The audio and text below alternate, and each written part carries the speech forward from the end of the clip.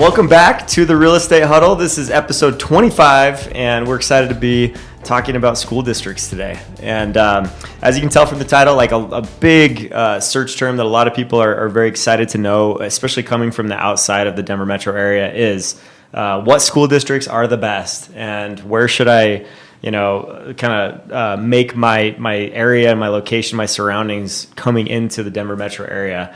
And so, first of all, we just have to get kind of some disclaimers out of the way, because as much as we would love to tell you like everything we know about every school district, we are a little limited. Fair housing requires us to not steer anyone to or from locations, and so we're going to be very resourceful today and use websites to point you to the resource of where you can go to get information on school districts. And quote some of these websites so that you have data that's actually been driven from, collecting test scores, experiences from other people that have gone to those schools, rather than just hearing our opinions. Because, I guess 3 out of 4 of us grew up here in Colorado, so we probably have our own bias and our own opinions of things. But we'll try to keep that out of it a little bit and just focus a little bit more on the facts and what's actually happening between the lines and on the numbers. So if that's fair, let's get started, and we'll kind of dive into this. So do you guys want to talk first on just like the different resources or different sites that you can go to learn a little bit more about school districts? I've always pointed my clients to GreatSchools.org. It's pretty user-friendly. You can pull reports based off of test scores. They rank all the different elementary, middle school, and high schools there, and my clients tend to really like that one. Niche.com is another really popular one for ranking of schools. And then another resource, honestly, is like Facebook groups for schools usually have parents that have children going there. So that's a good place to look. And then the other resource would be the parent-teacher organization. So you can ask the school for the PTA president or liaison, and they should have a lot of information for you as well. Yeah, I think it's also important to look at like public schools and private schools, and just there's a lot of public schools here that are pretty big. So if you wanted your child to go to like kind of a smaller school, that's something to look at as well. But niche.com also has some of like the student count, so you can kind of see how big the school is and determine which would be a best fit for you. Definitely. Yeah. And if you're looking for like districts, I would say niche.com probably has the most information about districts. But if you're looking specifically about like school, like one school in general, if you have it narrowed down to that, then GreatSchools is actually, like, to be completely transparent, the only one that I knew of before preparing for this podcast. GreatSchools is huge, and they've done a ton of marketing. So like we send a lot of people to GreatSchools.org, and they just have a lot of information. It's like a true ranking based on the test scores in the state. And so you kind of get a feel for the academics and like how well teachers are doing and conveying the ideas to kids, and how well they're doing in their tests and stuff. And so it's all those CMAS tests that my kids hate and ask to be opted out of every year. But we say, no, you need to go and learn how to be a better test taker most years. But this year it was tough. We had Miley's like, can we just opt out of science and math, please? And I'll do the other ones. And so we agreed to it because we're soft, but some kids get out of the whole thing every year, and they just get like half the day off for 2 weeks, basically, with CMAS testing, and that's K through 8.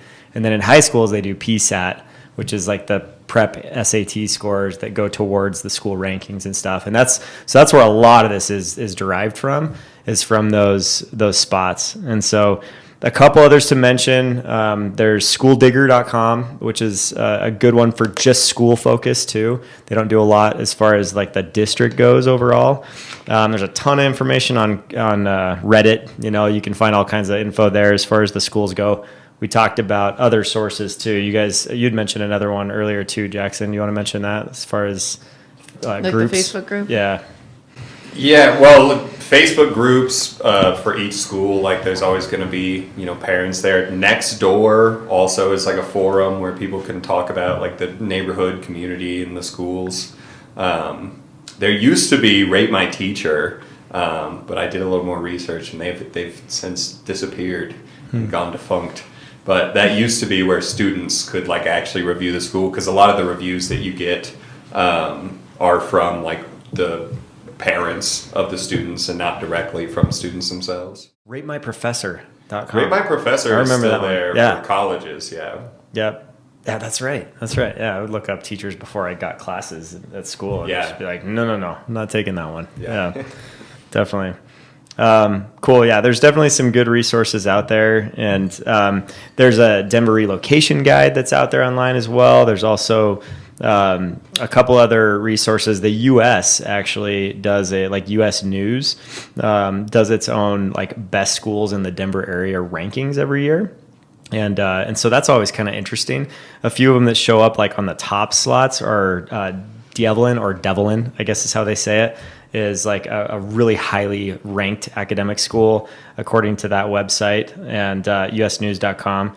And then Stargate Charter School in Adams County up in Thornton. The Denver School of Arts is a big one. And then we've got STEM School, which is right by us in Highlands Ranch, is really highly rated as well. Number 4 out of like all the rankings in the state. And then they also say like the national ranking too, which is kind of interesting. So like Devlin is actually 59th in the nation of all schools. So that's a really high rating for them too. And I've heard great things about I've heard good about stuff Devlin about too. it too. So Evergreen High School, number 6. There's a couple that are right in our area, like Legacy High School in Broomfield, Cherry Creek High School. You probably heard of that if you've heard anything about the Denver area, like Cherry Creek. It's a huge school. Big area, yeah. Cherry Creek Mall and all the things that are there as well. So Rock Canyon High School, rounding it out, number 10 in Highlands Ranch as well, according to the U.S. News website. So lots of information out there to look at. I think anything else that you want to say about great schools or about like any of these sites that's been valuable to clients? I would just look at like the campus and amenities. Like there's definitely some schools that have a lot of their stuff already developed out and it's super, super nice. And there's some schools where you're using another school's field for your football games. Yeah. So that's something to take into account. Or just kind of sports in general. I know like some bigger schools have a lot of sports teams, and then some of the little schools like don't have as many sports teams. So if you are interested in a sport, it'd be good to look at those. Those teams. Totally. Yeah. And I think it's like what's important to you, right? Like for one person relocating into the Denver metro area, it may be super important to have the sports. Like their kid's a phenom athlete and they want them in the sports schools.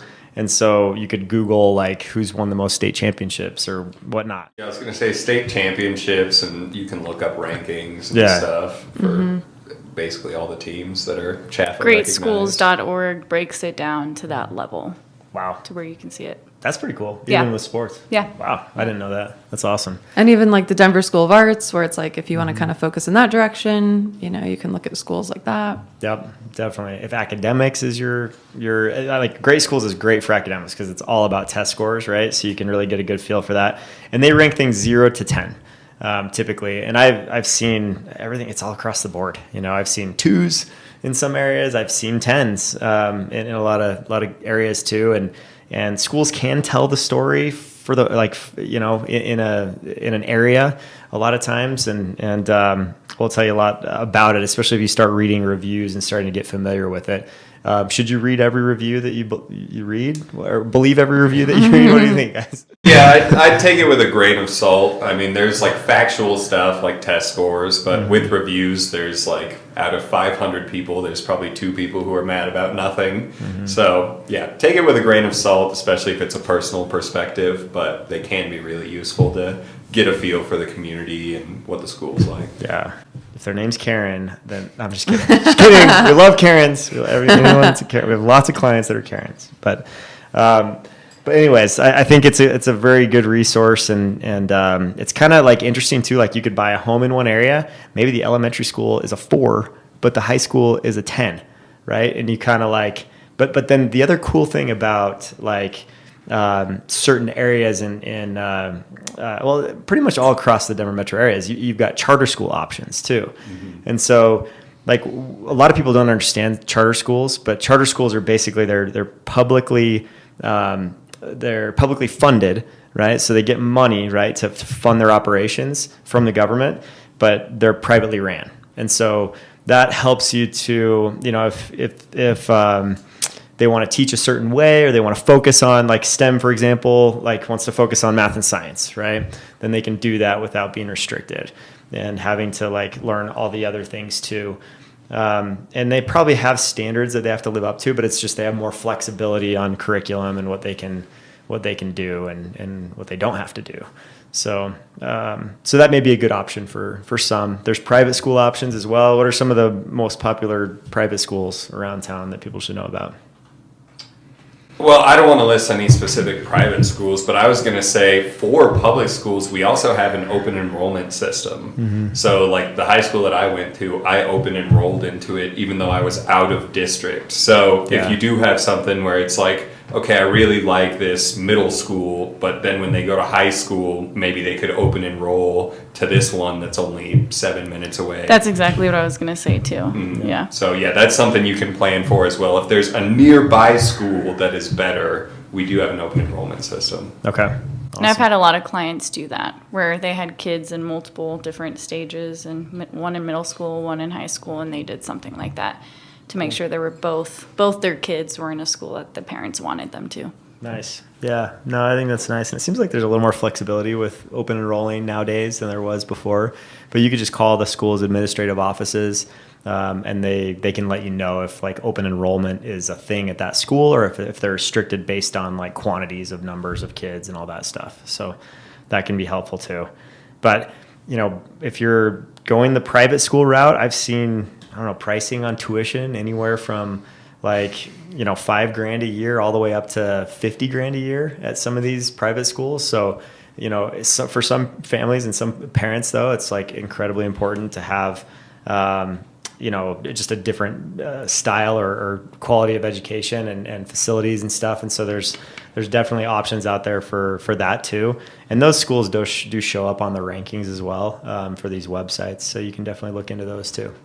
So anything else, guys, on the topic? No, I think it's just, giving everyone a quick reminder that you can use your real estate agent to pinpoint where to find certain information about the schools, areas, but we have to stay unbiased and we can't give our personal opinion and we can't say one is better than the other. But again, we can still support you. It just looks a little bit different than what most people expect. Because I get this question all the time. It's, what do you think of the school?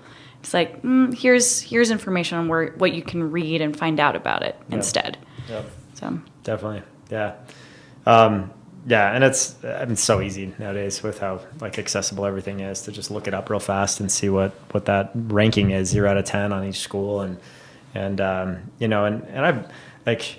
I don't know, there's a lot of people that if they don't have kids, like it's completely irrelevant. The school system like does not matter to them, right? And so that you could be in that boat as well.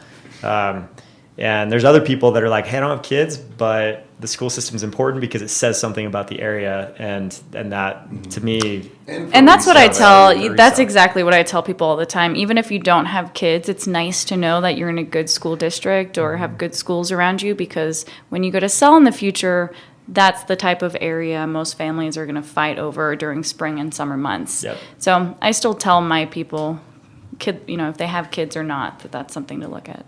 Yeah, I can think of a specific city where the difference between the two school districts is like pretty much the difference between the areas of that city. So it can make a big difference. Yeah, for sure. So good to know where to look. And if you have more questions on like which resources to go after, or just specific questions about like, hey, how's this neighborhood? How are the amenities in this neighborhood? Like that's something as realtors here in the Denver metro area and especially on the south side of the Denver metro area where we focus on, like we're able to really answer those questions for you and show you, as far as, this one has a lake, this one has a pond where you can go fishing, or this one has parks and trails and all that kind of stuff. And that all matters too when you're outside looking in and you don't know much about the area. A lot of people just want to know, what's the crime rate? What are the schools like? And what are the amenities like? What are the best neighborhoods around? So stay tuned to other videos Make sure you subscribe to our YouTube channel so you can understand more about what all those resources are, and we'll point you in the right direction. If you have any specific questions, you can always reach out. So thanks again for listening today, and we'll see you on the next one.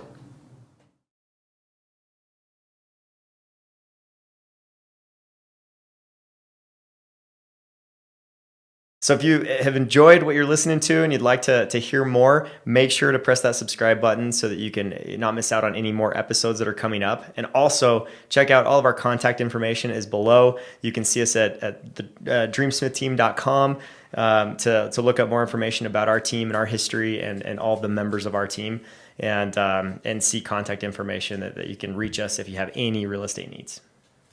See you next time.